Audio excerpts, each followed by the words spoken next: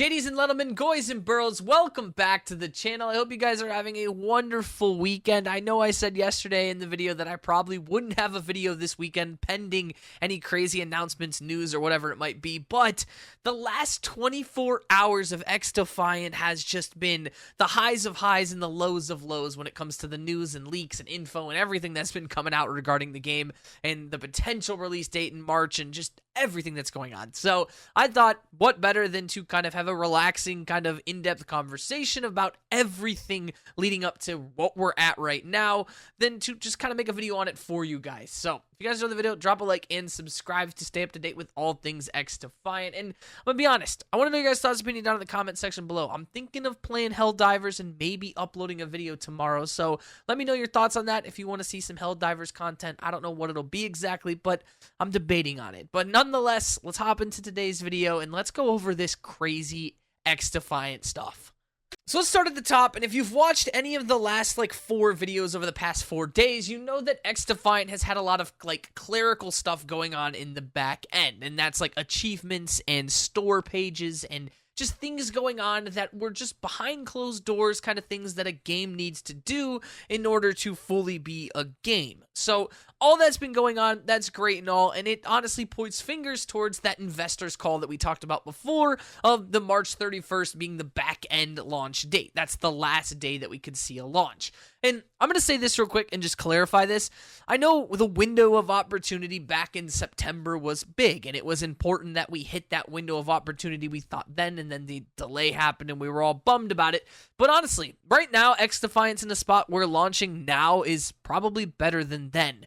Call of Duty, its main competitor, is in one of the worst spots of all time. It's honestly overrun by hackers, and it's just crazy. I mean, the game is unplayable. It's a great spot for XDefiant to launch. There's nothing big coming up with Call of Duty other than maybe the return of Rebirth Island soon. But other than that, you're not near the launch of the next game or the hype of the next game, and you have that window kind of to launch and have a ton of success. You have 6 months until we have any news on the next Call of Duty, and especially in the way things are going right now, there's just a lot of negativity around it. So you're at the perfect time in the COD cycle that you definitely could launch, but launching might be the hard part of XDefiant, as we've seen over this time, and I'm going to explain more.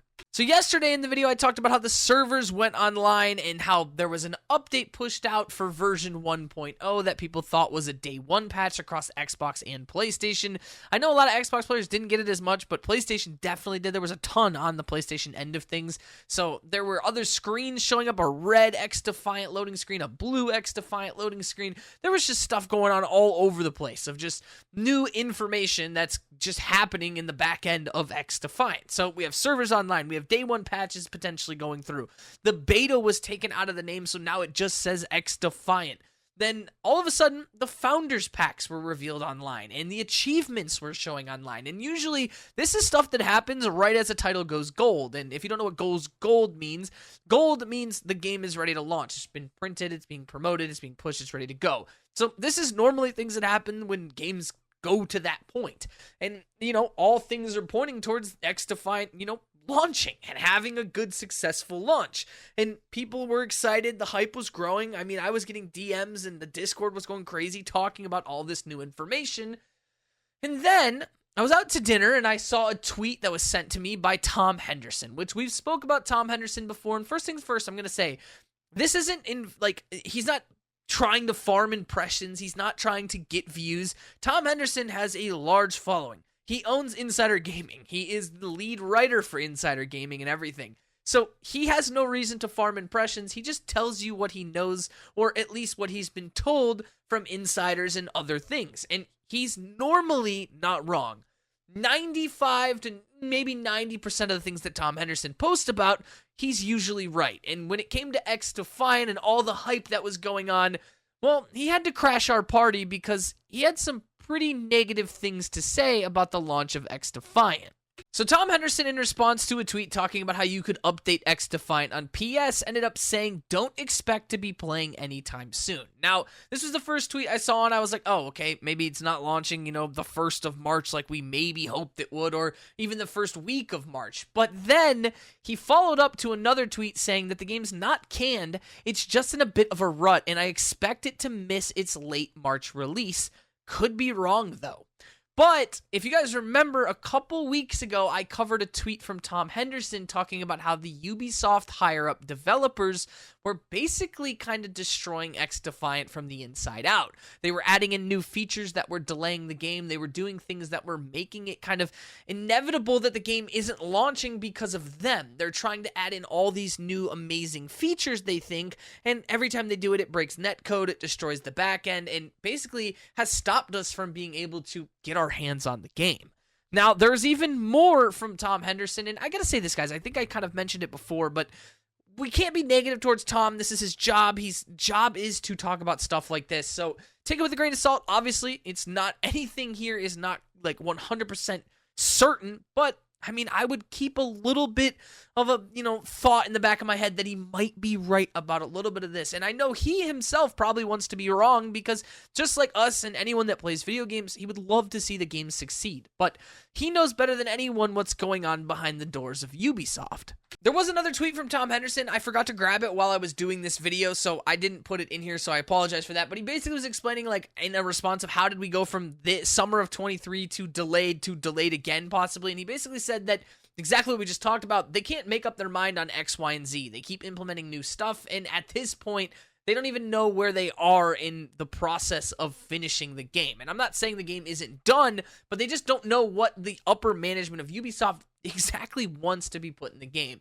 Now, I'm not a game developer. I'm not anything like that, but this is the issue we've talked about before of, like, AAA titles and investors and kind of killing their own game. You look at, like, Pal World, and, I mean, Helldivers is a pretty big studio, or The Finals, I mean, that's, Embark's still a big studio, but it's, independently run and stuff, and there's not investors just pumping a ton of money into it. You run into that issue, like we said, with Assassin's Creed and other Ubisoft titles that have been so very successful, but still been canned or canceled or whatever it might be. You have that issue of needing to recoup enough money fast enough, or else the big wigs are going to get pretty mad about that. So that was my biggest fear of XDefiant, not the cheaters, not the game isn't good. Is it going to be able to satisfy the needs of these higher up executives that are money hungry just to get their investment back? Which I get it, it's a business and that's the point of it, but man, seeing this from Tom Henderson does not give me any faith in a proper launch for XDefiant coming by March 31st. And I'm, as you guys know, one of the most positive people on XDefiant.